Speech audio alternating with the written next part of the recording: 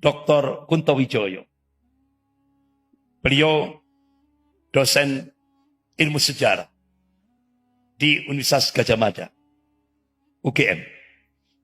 Beliau nulis tahun 1997, beliau tulis identitas politik umat Islam. Kalau sekarang kita tidak boleh memunculkan identitas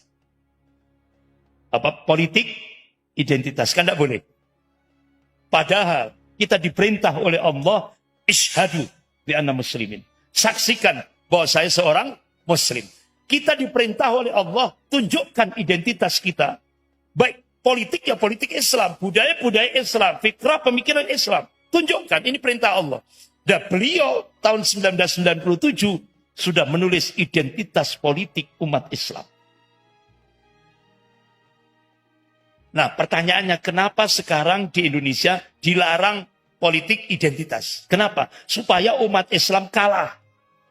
Supaya umat Islam tidak masuk wilayah politik. Supaya umat Islam jadi objek, bukan jadi subjek. Itu akal-akalan. Ya kan? Jadi kita itu jangan mudah dibodohi lah. Gitu. Ya kan? Wong ini perintah Allah. Ya kan? Mana yang kita taati? Allah atau titik-titik? Ya kan?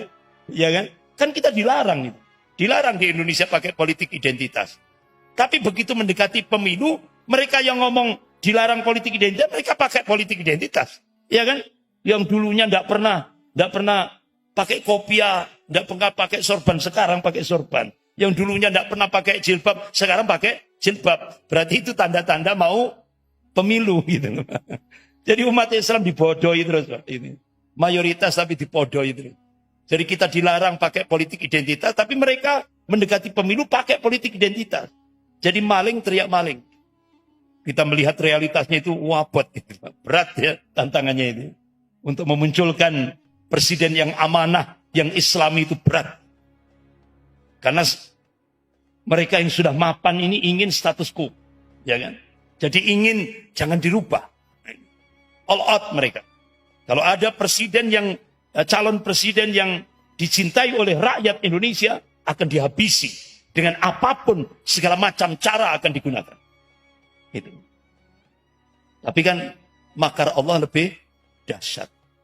Jadi untuk Indonesia ini kita kembalikan kepada surah Toha ayat 89, ya kan, sampai ayat 82. Itu aja jadi ibrah, Pak. Bagaimana Fir'aun, ya kan, itu ngatur makarnya itu serapi mungkin, ya kan. Ini Fir'aun original loh ya. Fir'aun original. Itu bagi Allah sangat mudah sekali. Kun ayat hancur, ditenggelamkan oleh Allah, ya kan, bersama para tentaranya. Akhirnya Allah munculkan, ya kan, yang bisa melakukan perubahan kepada al-khair, kebaikan. Ya insya Allah mudah-mudahan Indonesia, iya kan? Kita hanya mohon kepada Allah. Yaitu yang Fir'aun aja original aja bagi Allah mudah, apalagi Fir'aun jenis KW. Ya sangat mudah bagi Allah. Sudahlah, gantungan kita Allah. Ya kan? Ya, makar Allah itu lebih dahsyat.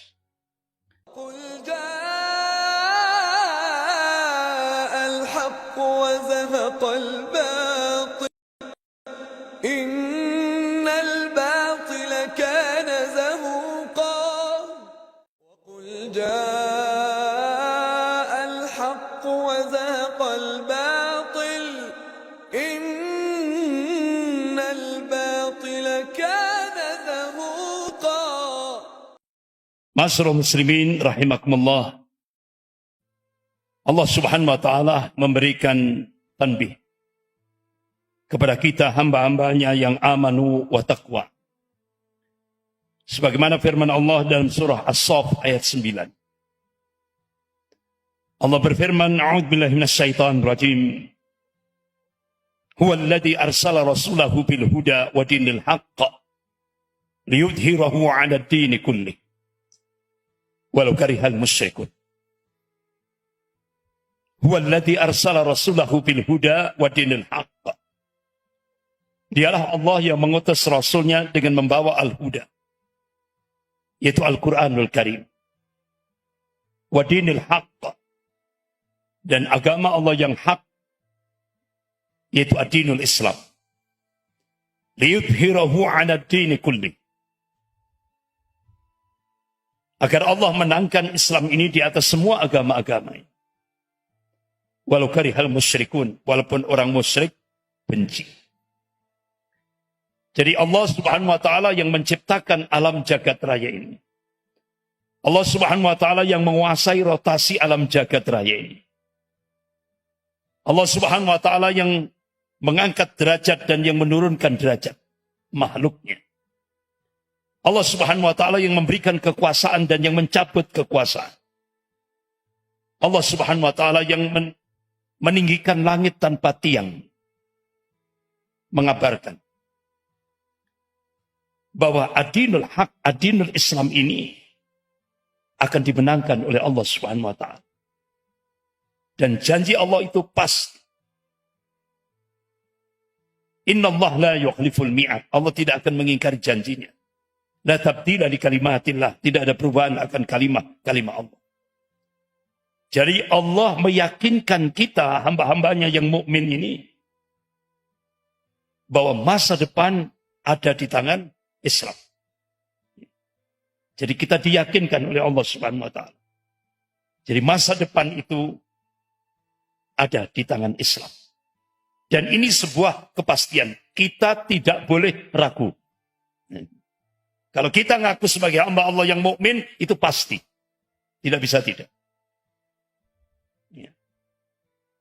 Bahkan Rasulullah SAW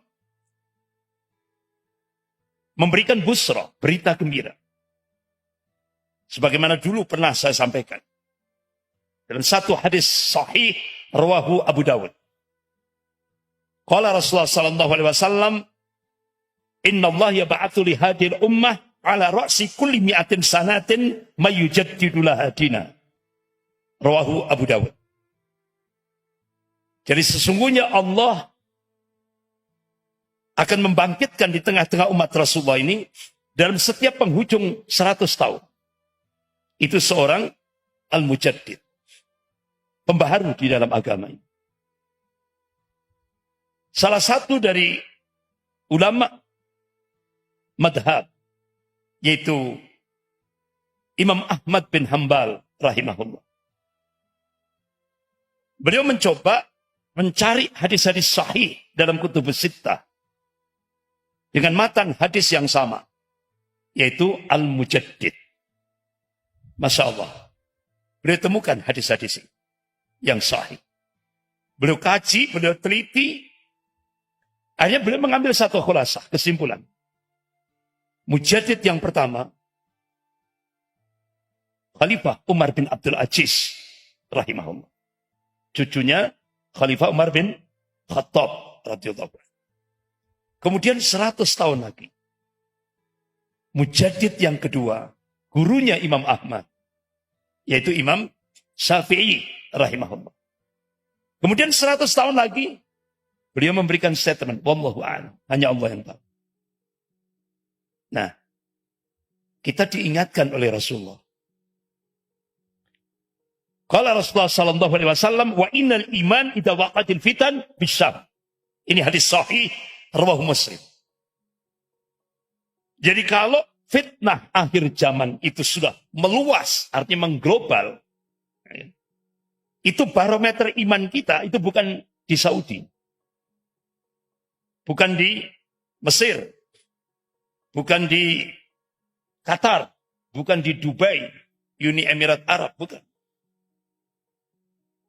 Rasulullah tegaskan, barometer iman kita, kalau sudah fitnah akhir zaman itu sudah meluas, mendunia, mengglobal, barometer iman kita, Rasulullah tegaskan, yaitu bila di Syam, bumi Syam.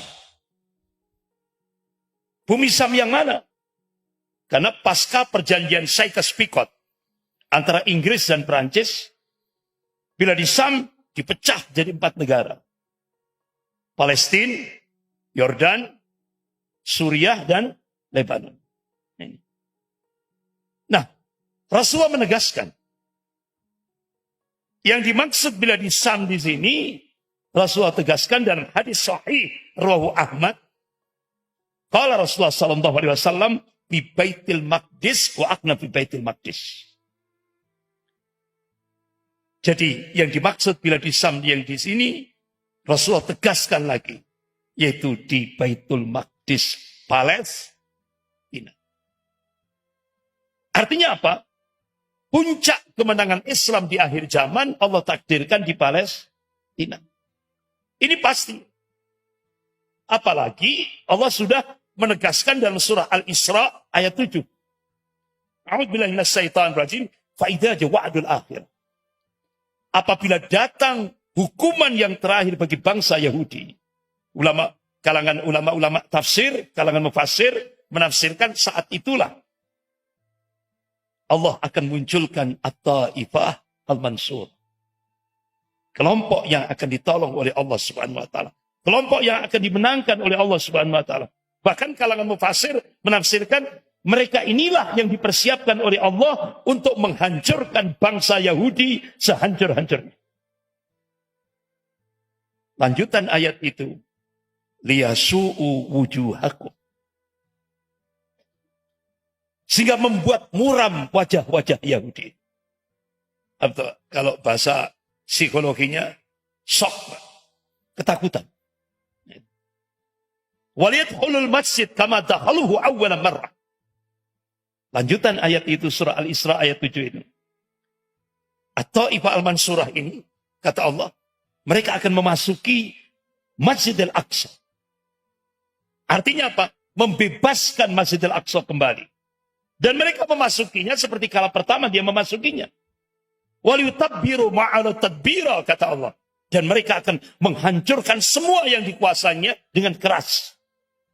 Oleh karena itu, kalangan mufassir, ulama-ulama ahli tafsir menafsirkan inilah itu yang disebut dengan Yaumil Ghadab, hari kemurkaan Allah pada bangsa Yahudi.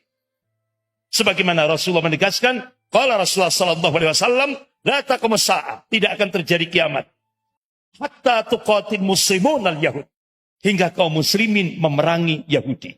Sekarang Yahudi memerangi umat Islam, tapi nanti ada masanya umat Islam akan memerangi Yahudi. Ada masanya. Tinggal tunggu tanggal mainnya. Ya. Ini Yaumil Ghadab, hari kemurkaan Allah pada bangsa Yahudi. Jadi ada masanya, the end of empire, Zionism empire. Ada masanya, tamatnya Imperium Zionis Yahudi. Ada masanya. Tinggal tunggu tanggal mainnya.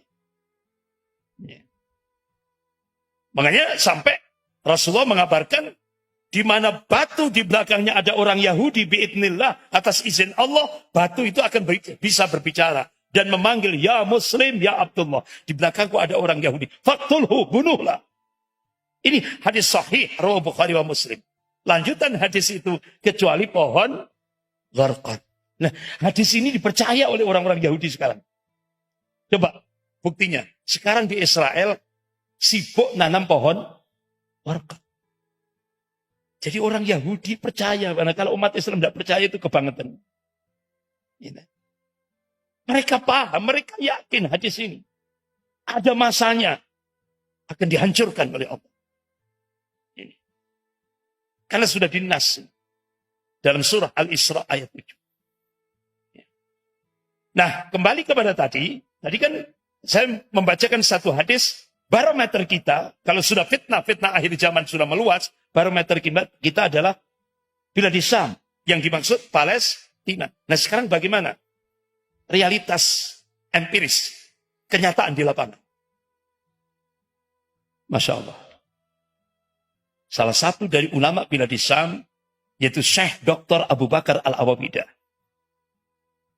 Beliau adalah ajudan Syekh Ahmad Yasin, Allah mayarham. Tokoh spiritual Palestina. Beliau pendiri Harakatul Muqawwamah Al-Islamiyah. Yang di dalamnya punya sayap militer namanya Brigade Al-Qassam. Nah, beliau melakukan riset ketika di penjara Israel.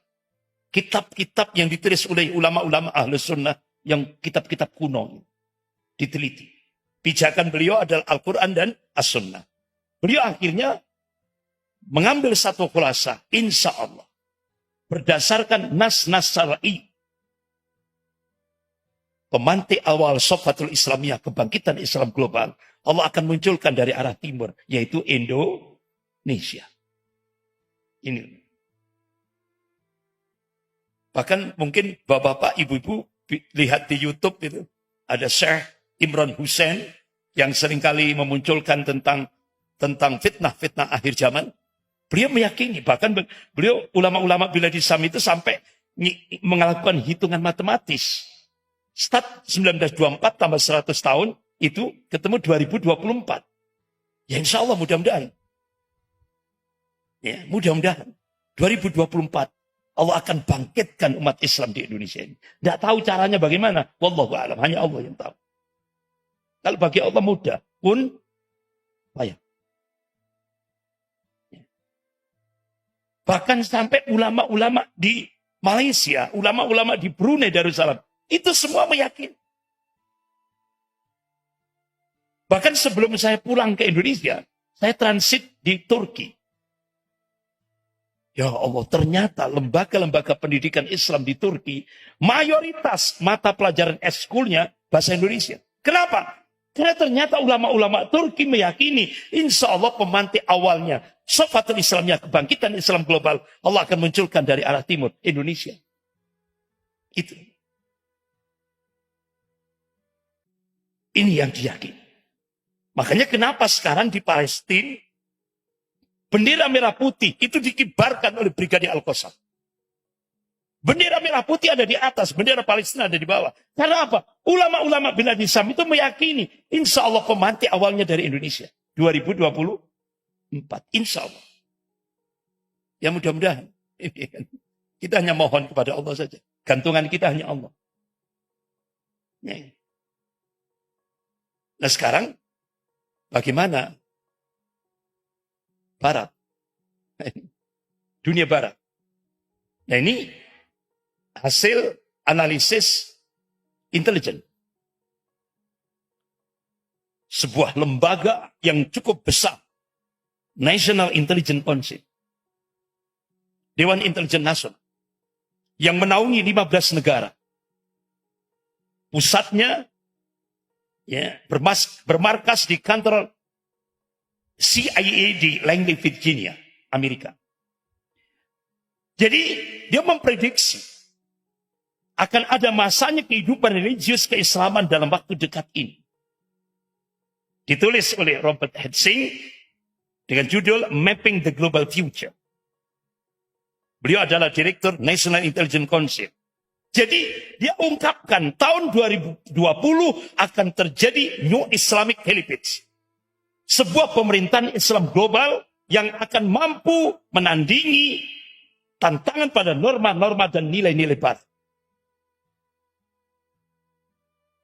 Gimana realitasnya? Allahu Akbar.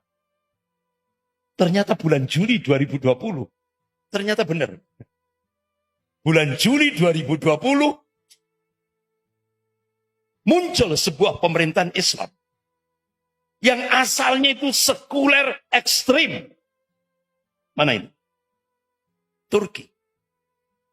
Tepat bulan Juli 2020. Presiden Turki Tayyip Erdogan meluncing Hagia Sophia dijadikan untuk sholat Jum'ah pertama kali. Dirubah jadi masjid. Hagia Sophia ini. Yang membuat kita, terutama di Indonesia, yang membuat kita kaget, siapa qori'nya yang baca tilawah Al-Quran? Ternyata Presiden Turki Tayyip Erdogan ngundang langsung pemuda, sabab pemuda dari Aceh Darussalam. Kenapa? Kalau kita buka sejarah, Aceh itu masuk wilayah kekhalifahan Turki Utsman. Itu. Jadi Presiden Turki Tayyip Erdogan ini mencoba untuk mengulang sejarah. Sehingga yang diminta untuk menjadi qari dalam acara pembuka launching Hagia Sophia dijadikan masjid dan digunakan sholat Jumat pertama kali. Masya Allah. Jamaah beludak. Bahkan tidak hanya dari Turki saja. Dari dunia, belahan dunia Islam. Ikut sholat Jumat di sana. Ini menggetarkan dunia barat. Tapi apa yang terjadi? Ya kan? Nah, ini otomatis, Pak. Bukan terus akhirnya selesai launching, ya kan? Wassalam wakalam gitu, enggak. Ya kan? Akhirnya apa yang terjadi? Presiden Turki Tayyip Erdogan langsung dijadikan target oleh dunia barat. Targetnya diapakan? Dibunuh.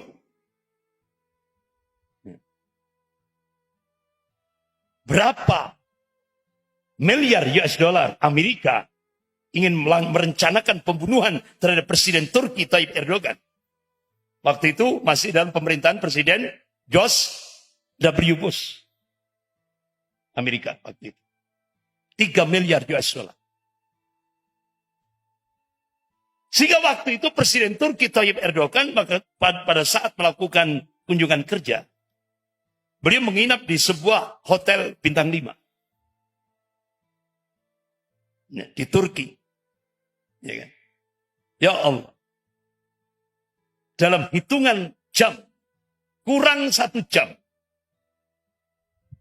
intelijen Presiden Tayyip Erdogan mampu mencium gerakan yang ingin melakukan pembunuhan terhadap Presiden Turki Tayyip Erdogan. 1 jam sebelum kejadian.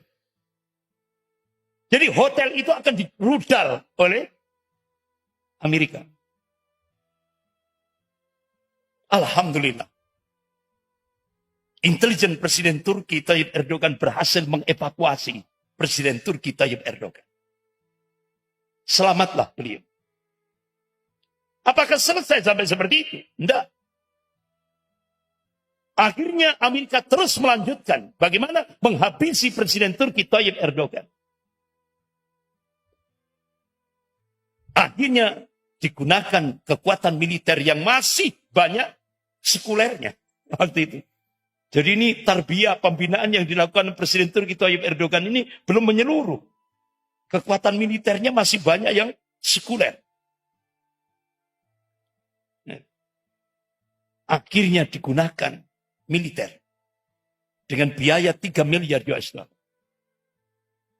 Sehingga terjadilah kudeta. Ya kan? Hitungan jam. Semua fasilitas negara yang paling strategis dan paling penting waktu itu semua dikuasai oleh militer. Semua dikuasai militer. Termasuk stasiun televisi, stasiun radio, dan semua media informasi. Semua dikuasai. Tank-tank semua digerakkan. Dalam hitungan jam. Tidak lama. Kan semua dikuasai. Ternyata Allahu Akbar. Wa makar Allah. Wallahu khairul makirin. Mereka membuat makar. Tapi Allah akan balas makar mereka. Dan Allah sebaik-baik pembuat makar. Presiden Turki Tayyip Erdogan cukup pakai video call. HP. Video call. Minta kepada masyarakat Turki untuk bangkit. Menyelamatkan negara. Apa kalau istilah Indonesia? Bela negara. Itu kalau umpama tahajudnya jam 3 ya kan? Jam 3 kurang 1/4. Jadi 1/4 menit lagi akan masuk waktu sholat lail. Sholat tahajud. Itu semua masjid-masjid seluruh Turki mengumandangkan adzan. Kan belum masuk subuh. Masih waktu 1/3 malam. Apa adzannya? Bukan hayya ala shalah. hayya 'alal jihad. Allahu Akbar. Jadi seluruh penduduk, seluruh umat Islam Turki turun ke jalan. Menghentikan kudeta yang dilakukan oleh militer. Waktu itu. Kalau tidak salah 5 jam. Kurang lebih 5 jam. Ya Allah. Itu satu tank itu Pak. Satu tank itu. Kita bisa lihat itu bagaimana rakyat Turki tank itu dihadapi dengan tangan kosong. Ini tank-tank yang itu bisa nembak. Itu dihadapi dengan tangan kosong. Ya, caranya bagaimana? Lewat belakang. Jadi dia merambat naik ke tank itu langsung yang ini apa sopirnya langsung. Orang berkerum satu tank itu berapa? Ya sa-RT gitu ya. Kalau bahasa kita ini sa-RT satu tank. Sehingga seluruh bergerak menyemut itu Pak, rakyat itu turun ke jalan. Dalam hitungan 5 jam, kudeta militer berhasil dihentikan oleh rakyat Turki. Alhamdulillah. Jadi akhirnya selamatlah Presiden Turki Tayyip Erdogan. Sampai akhirnya terakhir Pilpres tanggal berapa itu? Yang kemarin bulan Mei ya, awal Mei, kemudian dilanjutkan putaran kedua, tanggal 28 Mei kemarin, 2023. Nah, Masya Allah. Rakyat Turki semuanya ini. Akhirnya pada saat pasca kudeta militer itu Profesor Didin Hafidudin, Ketua Basnas, Badan Zakat Nasional Republik Indonesia, Profesor Didin Hafidudin, beliau kebetulan rektor Universitas Ibnu Khaldun di Bogor.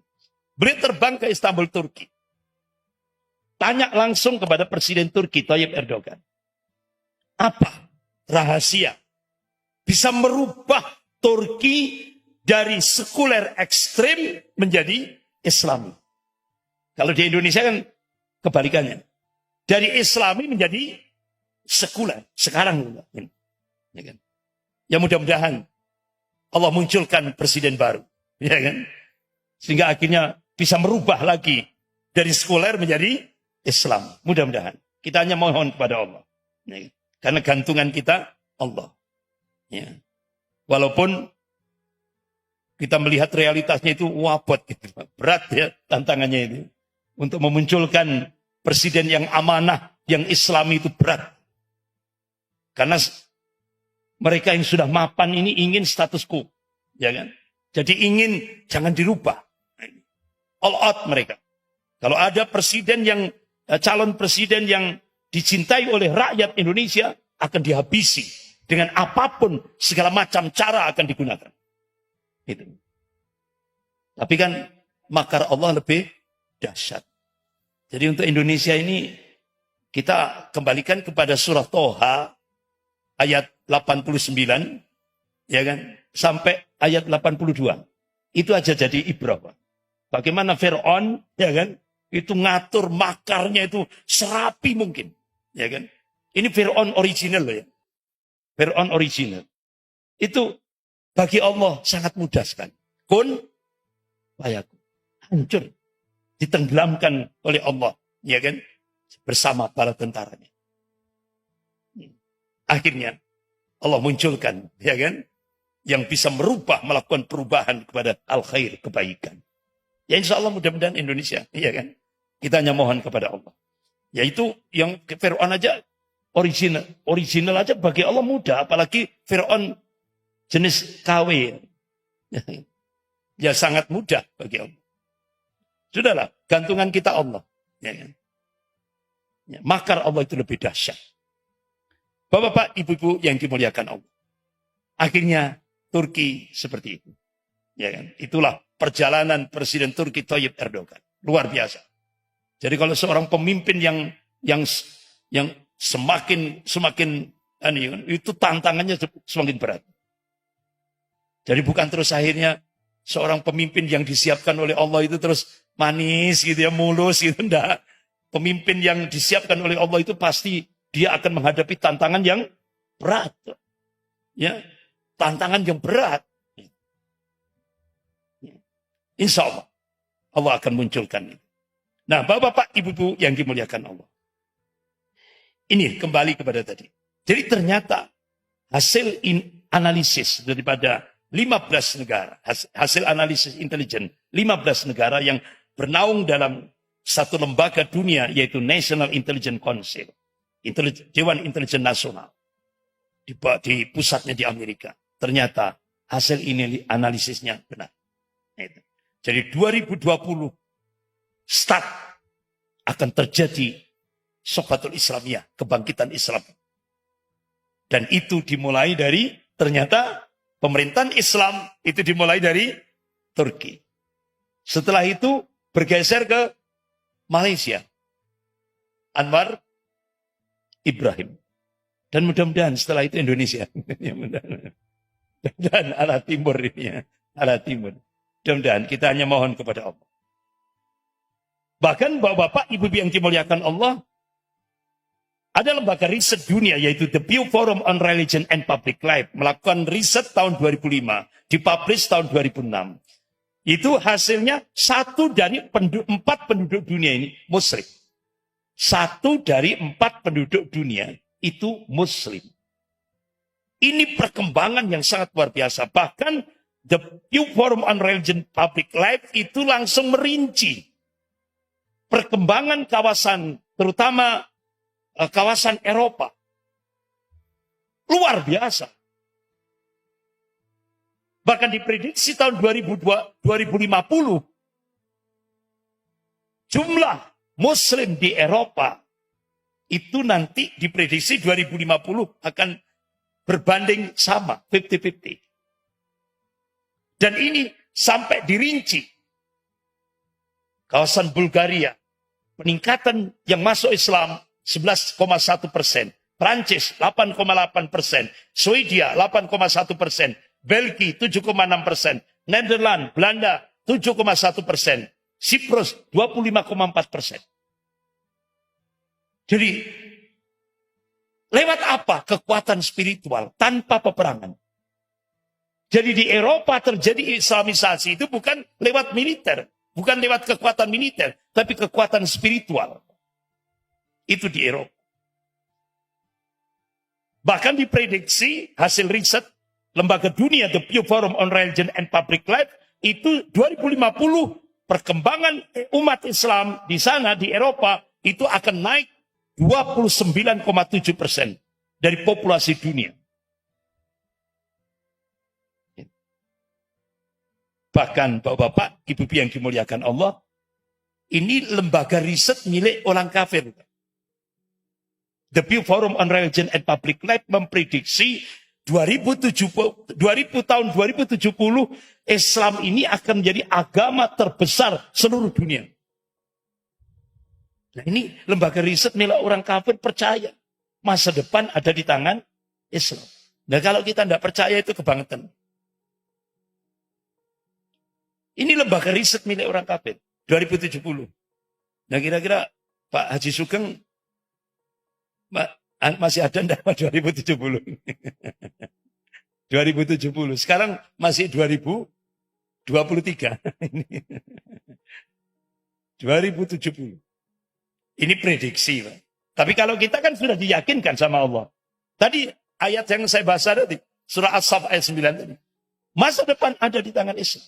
Pak, itu dah, Pak. Allah akan menjadikan Islam ini akan dimenangkan oleh Allah. Allah sendiri yang akan memenangkan Islam ini. Di atas semua agama-agama di muka bumi ini. Dan ini sudah diriset oleh lembaga riset dunia. Bahkan pakar sejarah dunia dari Britania, yaitu Arnold Toynbee. Dia melakukan riset tahun 1954. Akhirnya dibukukan dengan judul Civilization on Trial, ujian atas peradaban. Jadi dia katakan, di masa yang akan datang, ini tahun 1954, dia sudah nulis itu. Dia katakan, peradaban Islam akan menjadi ancaman terbesar bagi kapitalisme. Pusat kapitalisme dunia sekarang di Amerika. Jadi peradaban Islam ini akan menjadi ancaman terbesar ideologi kapitalisme. Dia mengatakan komunis bukanlah merupakan ancaman utama. Kata beliau. Karena ideologi ini tidak cukup spiritual. Tidak berdasarkan prinsip-prinsip yang kuat, kata dia. Dia memprediksi kapitalisme akan runtuh. Tinggal tunggu tanggal mainnya. Sekarang sudah tersiap-siap. Sudah nampak tersiap-siap. Kapitalisme Amerika sudah mulai tersiap-siap. Sekarang adidaya diganti Cina. Ini sekarang. Amerika sudah mulai melemah. Tapi dia tulis lagi, dunia Islam akan bangkit. Coba. Padahal dia seorang kafir yang kafah. Kafir yang sempurna. Karena apa? Kebenciannya itu terhadap Islam itu luar biasa. Gitu. Jadi dia katakan dunia Islam akan bangkit. Karena mereka memiliki keyakinan. Apa keyakinan kalau di agama kita apa? Akidah. Dan spiritualitas yang kuat. Itu ada dalam Islam. Dan itu yang nanti akan memenangkan. Masyarakat Muslim tidak percaya riba. Sistem riba. Mereka tidak percaya bunga pinjaman. Bahkan di masa lalu Islam telah mengalami kemenangan gemilang setelah menyeluruh. Hampir 1353 tahun. Bahkan Islam membuktikan kebenaran saat memerangi pasukan Barat. Satu kali pada masa Khulafaur Rasyidin, saat Suriah dan Mesir dibebaskan dari kekuasaan Yunani yang telah membebani mereka hampir 1000 tahun. Dan untuk kedua kalinya, yaitu Allah munculkan Salahuddin Al-Ayyubi rahimahullah. Puncaknya dinasti Mamluk, kata dia. Bisa mengusir pasukan Salib sekaligus pasukan Tatar, yaitu bangsa Mongol. Yang dikalahkan dan dihinakan oleh umat Islam. Sekarang, kata dia, Islam sedang berada dalam tidur yang lelap. Namun situasi global dapat membangunkannya untuk sekali lagi mengambil dominasi. Artinya ini pakar sejarah yang istilahnya terbaik di kalangan dunia barat memprediksi masa depan akan di tangan Islam. Tapi ternyata di ujungnya dia tunjukkan bahwa dia seorang kafir yang kafir. Apa Pak? Doa dia. Dia berdoa. Semoga ini tidak terjadi. Coba Pak. Jadi awalnya dia tulis objektif sebagai pakar sejarah barat. Tapi di ujung-ujungnya tulisannya dia berdoa. Dia tampakkan bahwa dia seorang kafir yang kafir. Artinya coba, kebencian terhadap Islam itu nampak. Dia berdoa, semoga ini tidak terjadi. Nek bahasa Jawa muka-muka gak sido. Nah, Bapak-bapak, Ibu yang dimuliakan, ini pakar sejarah dari Britania. Ya. Bahkan Ben Gurion ini Perdana Menteri Israel yang pertama. Sampai hari ini, Bandara Internasional Ben Gurion itu di ibu kota negara Israel, yaitu Tel Aviv. Itu bandara internasional Tel Aviv itu di Israel diberi nama Ben Gurion. Itu nama dari Perdana Menteri Israel yang pertama. Di depan parlemen dia mengatakan, kami tidak takut kepada paham sosialisme. Kami tidak takut akan adanya satu kebangkitan dan berbagai macam bentuk demokrasi di muka bumi ini. Tetapi kami takut kepada Islam. Karena Islam bagikan singa yang masih terlelap tidur panjang. Jadi dia menganggap sekarang ini Pak umat Islam sedang tidur. Jadi tidur aja mereka takut. Apalagi bangun. Jadi tidur aja takut. Tapi kan kita ternyata realitasnya enggak Pak. Malah kita yang takut. Kenapa? Media. Informasi. Ini yang menyebabkan umat Islam sekarang kondisi inferior. Merasa rendah. Merasa marginal, merasa terpinggir. Jadi belum perang sudah ngaku kalah. Kenapa? Kekuatan media. Makanya kenapa? Theodor Herzl, tokoh, pemimpin, pendiri negara Zionisme internasional, dia katakan, untuk menguasai abad modern, ada 3. Kuasai media informasi. Yang kedua, kuasai kekuatan lobby. Yang ketiga, kuasai public relation. Ternyata tiga-tiganya ini sekarang dikuasai oleh Yahudi internasional. Makanya Pak, kalau kita berbicara Amerika, itu Israel besar. Atau Yahudi besar. Kalau Israel itu Yahudi kecil. Nah, itu. Coba Bapak Ibu lihat sendiri. Bagaimana Amerika di Vietnam. Kalah apa menang? Kalah kan? Tapi dengan kekuatan media, dia produksi di Hollywood, yaitu film Rambo 1. Sehingga akhirnya seluruh penduduk dunia, Amerika menang melawan Vietnam. Padahal kenyataannya kalah. Jadi menangnya Amerika itu di film Rambo. Kalau di realita di lapangan kalah. Begitu juga Amerika di Afghanistan. Bikin Rambo jilid 2. Ya kan? Menang terus Amerika. Ini. Tapi di lapangan kalah. Menangnya cuma di film. Pak, yang diproduksi di Hollywood. Tapi ternyata dunia Islam terhipnotis oleh media ini. Sehingga akhirnya kita merasa inferior, merasa rendah. Padahal umat Islam tidur saja mereka takut. Tidur saja takut. Apalagi bangun. Jadi seperti itu. Ini apalagi ini? Asia Woman. Dia seorang tokoh misionaris dunia. Di majalah misionaris dunia dia tulis. Sesungguhnya dunia barat telah mulai dihantui oleh rasa takut terhadap satu power, kekuatan. Kekuatan itu adalah Islam. Rasa takut itu timbul oleh beberapa unsur, kata beliau. Di antara sejak Islam tumbuh di kota Mekah, jumlah pengikut agama ini tidak pernah berkurang, bahkan terus bertambah dan bertambah. Itu nyata. Bapak Ibu bisa lihat di YouTube itu. Bagaimana perkembangan Islam di benua Eropa, benua Amerika, benua Australia. Luar biasa.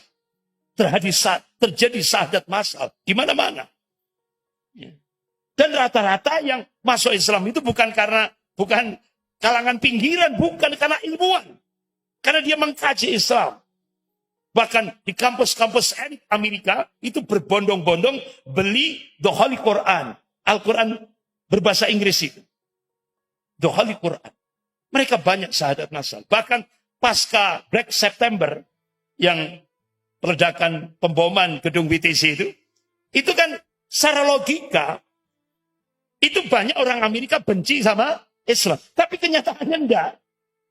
Pasca Black September, peledakan bom di WTC itu ternyata hampir 20.000 lebih sahadat massal. Allah itu benar-benar rapi sekali. Ada seorang ustadz. Dari mana dia? Kalau tidak salah dari Jawa Timur ya. Ustadz Samsi Ali itu. Iya, Jawa Timur ya. Mana? Makassar. Ya, Makassar, Sulawesi. Ya, beliau itu kan pas di Saudi, di Mekah. Ada duta besar Amerika untuk Indonesia. Untuk duta besar Indonesia untuk Amerika. Pas dia lagi menemukan rute umroh. Ketemu dengan Ustadz Samsi Ali. Ustadz Samsi Ali. Ayo kita dakwah di New York. Akhirnya Alhamdulillah. Beliau langsung terbang ke New York. Alhamdulillah. Sekarang. Coba kita lihat. Lewat Ustadz Samsi Ali. Islam benar-benar semakin maju di New York, Amerika. Bahkan sekarang beliau satu-satunya Ustadz dari Indonesia yang berhasil mendirikan pondok pesantren. Pondok pesantren modern di New York, Amerika. Terjadi sahadat massal besar-besar. Ini. Bahkan seorang orientalis barat yaitu Gitner. Dalam bukunya The Reproach of Islam. Dia katakan kekuatan power atau power yang tersimpan dalam Islam. Itulah yang sekarang ditakuti oleh Eropa. Jadi bapak-bapak, ibu-ibu yang dimuliakan Allah. Sampai di Indonesia yaitu Dr. Kunto Wijoyo. Beliau dosen ilmu sejarah di Universitas Gadjah Mada, UGM. Beliau nulis tahun 1997, beliau tulis identitas politik umat Islam. Kalau sekarang kita tidak boleh memunculkan identitas politik identitas, kan tidak boleh. Padahal kita diperintah oleh Allah, ishadu bi anna muslimin. Saksikan bahwa saya seorang muslim. Kita diperintah oleh Allah, tunjukkan identitas kita. Baik politik ya politik Islam, budaya Islam, fikrah pemikiran Islam. Tunjukkan, ini perintah Allah. Dan beliau tahun 1997 sudah menulis identitas politik umat Islam. Nah, pertanyaannya, kenapa sekarang di Indonesia dilarang politik identitas? Kenapa? Supaya umat Islam kalah. Supaya umat Islam tidak masuk wilayah politik. Supaya umat Islam jadi objek, bukan jadi subjek. Itu akal-akalan. Ya kan? Jadi kita itu jangan mudah dibodohi lah. Gitu. Ya kan? Wong ini perintah Allah. Ya kan? Mana yang kita taati? Allah atau titik-titik? Ya kan? Ya kan? Kan kita dilarang itu.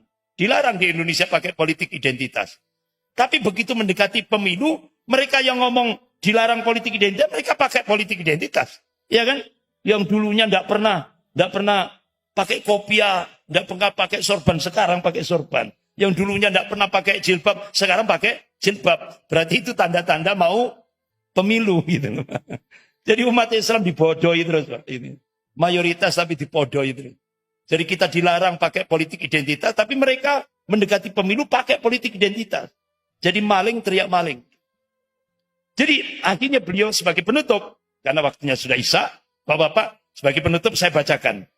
Ini tulisan yang kalau bahasa Jawa makjeleb. Ya, langsung to the point. Beliau katakan, agama tidak bisa diatur oleh kekuatan politik. Agama tumbuh tidak dengan logika kekuasaan, tapi dengan logika kepercayaan, keyakinan, akidah. Nah, ini.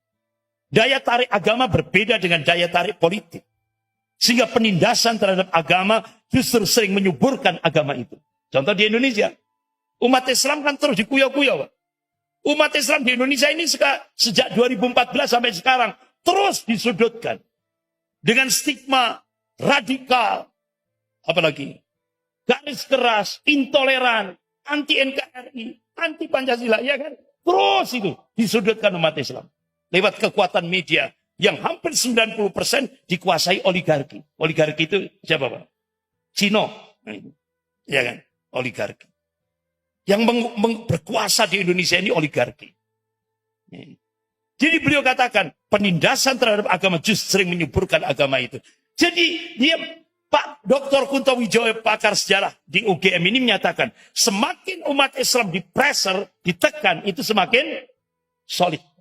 Mereka nggak ngerti. Ya kan? Nggak ngerti, tunggu tanggal mainnya. Agama mempunyai vitalitas atau daya hidup yang berbeda dari politik. Kalau tidak di permukaan, agama akan bergerilya di bawah. Agama itu seperti air, kata beliau. Tidak bisa dibendung. Jika dibendung akan selalu mencari jalan untuk mengalir. Coba, tadi analisis 15 negara yang tergabung dalam National Intelligence Council. Kebangkitan Islam itu tidak bisa dibendung, Pak. Itu sudah diakui oleh 15 negara di bawah naungan National Intelligence Council. Sofatul Islamiyah, kebangkitan Islam tidak bisa dibendung. Start 2020. Dan itu akan terus naik, terus bangkit, terus bangkit. Ini sunatullah. Sampai Allah tegaskan dalam surah Al-Fatih ayat 23 ini. A'udzubillahi minasyaitonir rajim. Sunnatullahi allati qad khalat min qabl wa lam tajid lis-sunnahi tabdila. Jadi sunnatullah itu berlaku sejak dulu dan kalian tidak akan pernah menemukan perubahan akan sunnatullah. Ini loh, Allah tegaskan. Jadi yakinilah masa depan ada di tangan Islam. Tunggu tanggal mainnya. Sekian kita akhiri dengan doa kafarat majelis. Subhanakallahumma wa bihamdika asyhadu an la ilaha illa anta astaghfiruka wa atubu ilaik. Wabillahi taufiq wal hidayah. Wassalamualaikum warahmatullahi wabarakatuh.